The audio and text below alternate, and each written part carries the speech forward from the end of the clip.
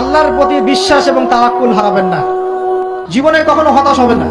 জীবনে যাই হয়ে যাক না কেন কখনো হতাশ হবেন না।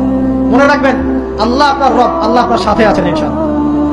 এই সমাজ আপনাকে যেভাবে শেখায়, কিভাবে শেখায়, এই যে স্কুল, কলেজ, ইউনিভার্সিটি, চাকরি, বিয়ে, সন্তান প্রতিপালন আর তার ইন্না লিল্লাহি ওয়া ইন্না ইলাইহি রাজিউন, এই তো শেখায় নাকি? সবসময় মনে রাখবেন যে আল্লাহ রাব্বুল আলামিনের পরিকল্পনাই আপনার উপরে সবচেয়ে বেশি অগ্রাধিকার যোগ্য, সমাজের পরিকল্পনা নয়।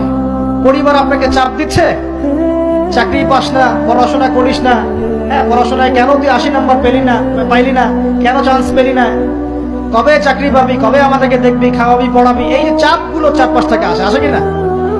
এতে করে অনেক যুবক দেখা যায় মাদকাসক্ত হয়, অনেকে দেখা যায় আত্মহত্যা করছে, ইদানিং করছে কিনা ভাই? এই শব্দটা থেকে আমি এই পয়েন্টটা আজকে লিখেছিলাম যে ভুলেও আল্লাহর প্রতি বিশ্বাস এবং তাওয়াক্কুল হারাবেন না। সমাজ যেভাবে শেখায়, সমাজ চারপাশে যে চাপ আপনাকে দিচ্ছে, এই চাপে নিজে গা ভাসিয়ে দিবেন না।